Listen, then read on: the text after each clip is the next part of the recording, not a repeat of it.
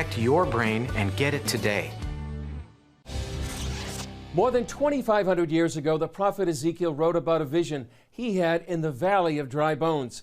It's a prophetic picture of the restoration of the Jewish people and the birth of the nation of Israel. Now a new musical composition called Ezekiel Out of Exile by composer Ruth Fazal brings this vision to life. Take a look at the trailer, followed by an interview I did with Fazal overlooking the city of Jerusalem.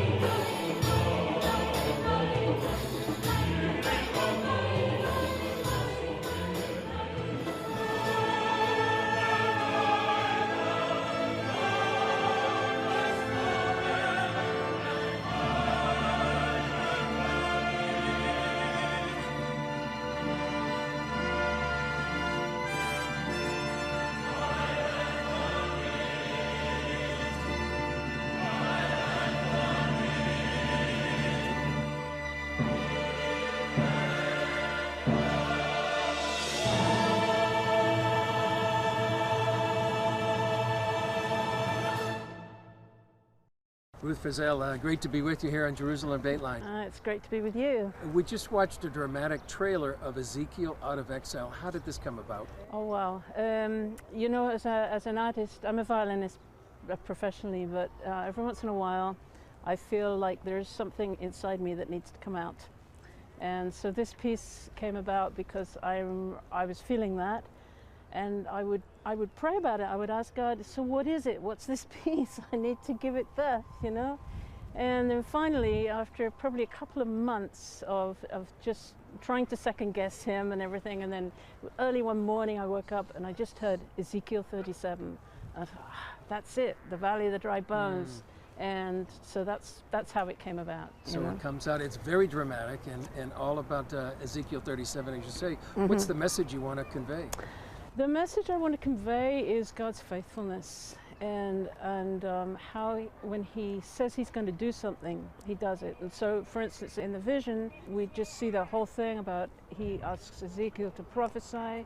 Ezekiel prophesies. Towards the end, God says, and you will know that I, the Lord, have done it. It's like, I will bring you back to the land of Israel. I will settle you in your own land, and you will know that I, the Lord, have done it. I think that's the message, that he's done it. Look at this, you know, he's done it all. And I think sometimes we forget it's God who's done it. Yeah. So we see the dry bones have come to life, as you said. Exactly, in Israel and you today. see around, and especially on this day, which is a very busy day here in Jerusalem, and many visitors, and you're just seeing life.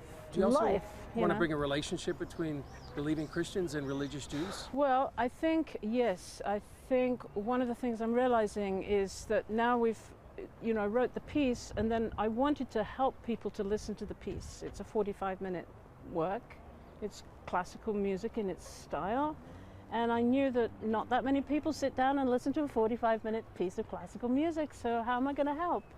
And so I decided to create a film where the music is central, but there are images that help you to stay with the music and stay with the text and really focus on it. Yeah. So I just see it as an amazing tool, really, for bringing Christians and Jews together to together hear God's word, to hear his faithfulness, to hear and remember what he's done, you know.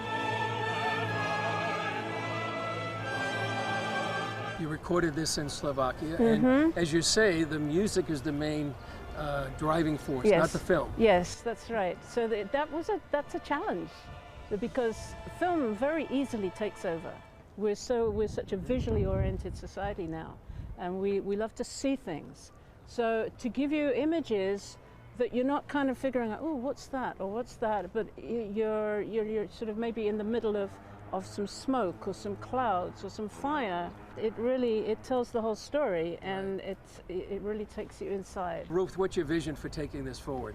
My vision is to see the film move beyond just the film, and to include it with orchestra, choirs, everything, like the performance on stage with the film, so that it really gives the opportunity for people to come.